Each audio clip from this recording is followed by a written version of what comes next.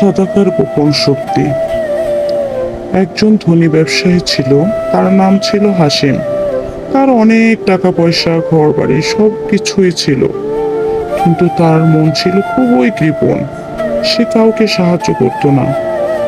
একদিন তার শহরে এক গরিব মানুষ এলো। লোকটি খুবই ক্ষুধার্ত ছিল।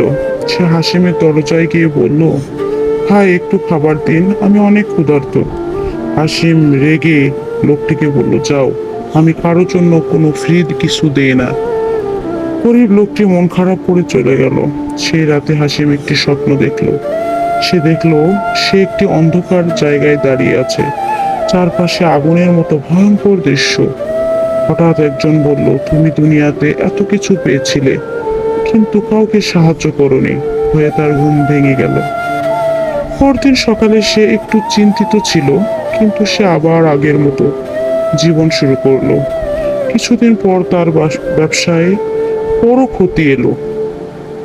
একের পর এক সমস্যা আসতে লাগলো। সে দুঃখে ভেঙে পড়লো। একদিন সে রাস্তায় হাঁটছিল। হঠাৎ দেখলো এক ছেলে বসে কাঁদছে। তার কাছে গিয়ে জিজ্ঞাসা করলো, ছেলে তুমি কাঁদছো কেন? ছেলেটি বলল, আমার মা অসুস্থ, আমাদের কাছে তেমন কোনো খাবারও নেই। হাসিমের মন নরম হয়ে গেল। সে প্রথমবারের মতো নিজের টাকা দিয়ে কারোর জন্য খাবার কিনে দিল এবং কিছু টাকা সাহায্য করলো। ছেলেটি খুশিতে বলল, আল্লাহ আপনাকে অনেক ভালো রাখবেন। এই দোয়া শুনে হাসিমের চোখে পানি চলে এলো। পরের দিন থেকে সে নিয়মিত গোপনে দান করতে শুরু করলো। কেউ জানতো না, কিন্তু সে আল্লাহর জন্য দান করত। ধীরে ধীরে তার জীবন আবার ভালো হতে লাগলো।